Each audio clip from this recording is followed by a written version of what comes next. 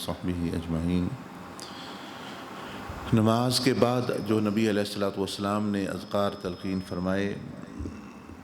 ان کے بارے میں ہم سمجھ رہے تھے کہ ان کا مفہوم کیا ہے، تاکہ نمازی وہ نماز اپنے ذہن میں رکھے۔ ان میں سے کافی ہم نے سیکھے۔ اللہ اکبر کا سیکھا کہ فرضوں کے بعد اللہ اکبر پڑھا جاتا ہے کہ اللہ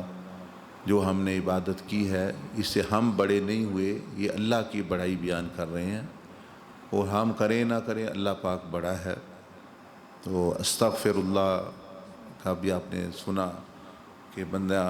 نماز میں بندہ ایک تو اپنا ظاہری جسم استعمال کرتا ہے، اپنا دماغ، اور پھر اپنا قلب و باطن۔ تو اس میں جو کمی بیشی بندے سے رہ جاتی ہے تو اس کے بعد وہ استغفار کر رہا ہے کہ یا اللہ تو ہی کمی بیشی پوری فرما۔ پھر آگے بھی سنا آپ نے اللہم لا مانع لما اعطیت ولا معطی لما منعت، کل سنا۔ آج جو ہے ولا ينفع ذا الجد منک الجد،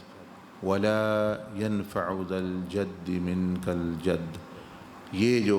الفاظ ہیں ذکر کے،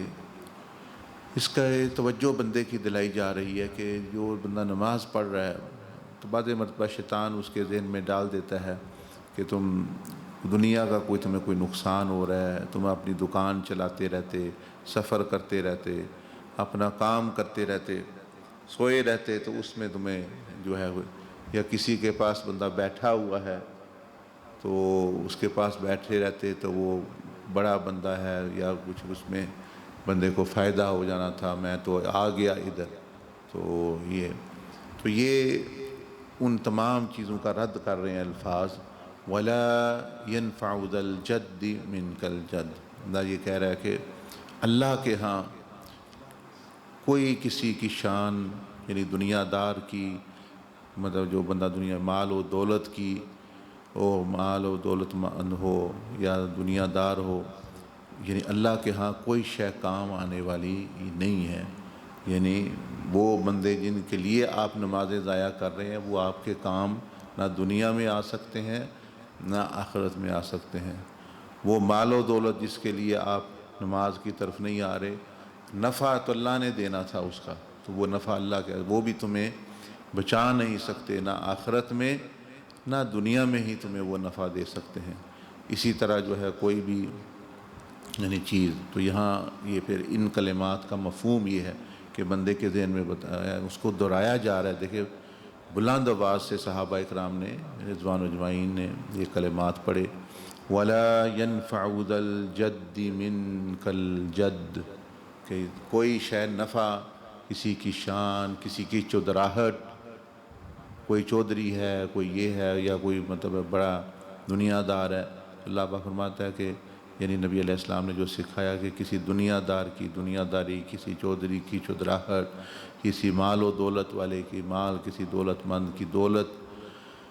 کسی کا روب، یا اپنے ہی مال و دولت جو بندے کا ہے، تو اللہ کے ہاں وہ کوئی نفع دینے والا، اللہ کے اذن کے بغیر کوئی شے نفع نہیں دے گی۔ تو اس لیے وہ جو بندہ نماز کی طرف آیا ہے تو اس کو یہ کبھی نہیں سمجھنا چاہیے کہ مجھے کوئی نقصان ہوگا، بلکہ اس کو فائدہ ہوگا۔ بلکہ جو نہیں آ رہے کیونکہ وہ کسی بندے کے پیچھے لگے ہوئے ہیں، کسی بندے کی وجہ سے یا کوئی اس طرح، ان کو ہو سکتا ہے کہ وہ نقصان ہو اور ان کو فائدہ بھی یہ چیزیں وہ نہیں دیں گی۔ تو یہ یعنی یہ تلقین کی جا رہی ہے تاکہ شیطانی وسوسے سے اور ویسے بھی دنیا کی بندہ دخل اندازی سے، دنیا کے خیالات اور محبتوں سے یعنی بچ سکے، کہ جب نفع اللہ نے دینا ہے تو کہ میں تو اس کے پاس ہوں، اللہ کے پاس ہوں، اللہ کے گھر ہوں، میں اسی سے اپنا تعلق جوڑوں اور میں نماز میں جو ہے وہ پابندی کے ساتھ آؤں۔ اللہ پاک مجھے بھی آپ کو توفیق عطا فرمائے۔ سبحانک اللہم و بحمدک، نشہد ان لا الہ الا انت، نستغفرک و نتوب الیک۔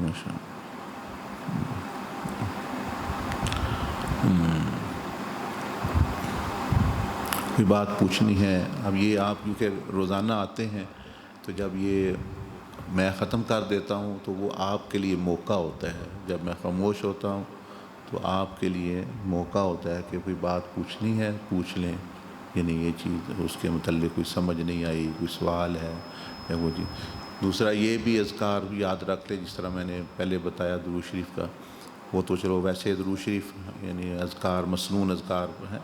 یہ جو فرض کے بعد اذکار ہیں یہ بھی بلند آواز سے بندہ پڑھے، یہ ذکر ہے بلند آواز کا،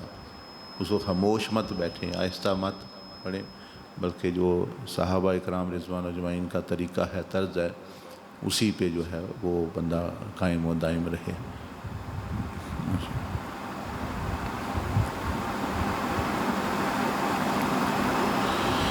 استغفر اللہ۔ جی جی جی پھر بھی پڑھ سکتا ہے، ہاں جی ہاں جی، پھر بھی وہ یعنی اللہ اکبر استغفر اللہ، اس کا دیکھیں جہاں شریعت نے کہا ہے بلند آواز، وہاں کیونکہ بندہ جو آواز سے پڑھتا ہے اس کا ایک تو اپنا منہ اور ذکر کر رہا ہے پڑھتا ہے، دوسرا اس کے کان سنتے ہیں، اس کے اثرات مرتب ہوتے ہیں وہ سننے کے، تو وہ چیز یعنی چیز کے،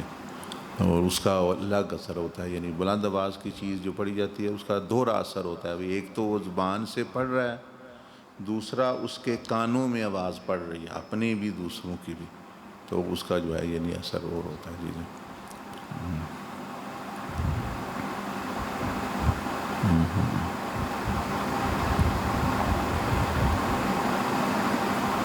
لیکن اتنی بھی بلند آواز نہ کرے، مطلب کہ بھائی جو دوسروں کو ڈسٹرب کرے، بالکل مطلب یعنی درمیانی سی اور اچھی طرز کے ساتھ کہ کسی کا سننے کو دل چاہے، وہ تنگ نہ ہو کوئی چیز، وہ علیحدہ ہی وہ چیخنا نہ شروع کر دیں اس طرح۔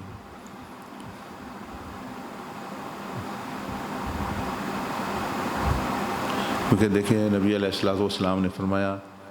ان اللہ جمیل ویحب الجمال،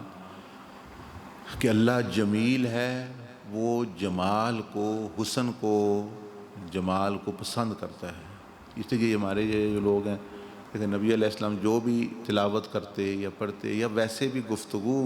آپ فرماتے، اس میں بھی جمال، اس میں بھی حسن ہوتا۔ ہم جو ہے ذکر کر رہے ہیں وہ بھی بیکار سا لا الہ الا اللہ وحدہ، اچھا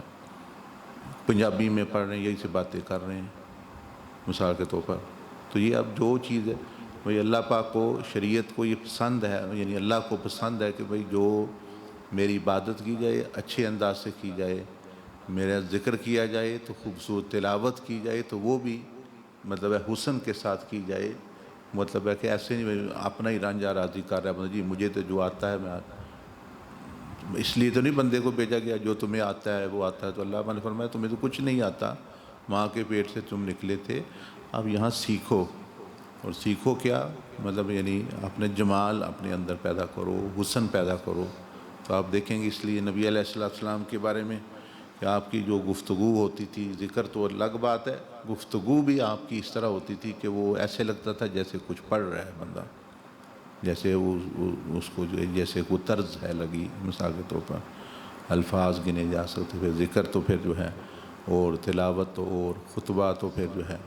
اور مطلب یعنی جتنا بندہ حسن و جمال اس میں ہو، چاشنی ہو، محبت کا انداز ہو، پتہ چلے کوئی محب، کوئی عاشق اپنے یعنی محب اپنے محبوب کو یاد کر رہا ہے، ذکر جو ہے یہ چیز۔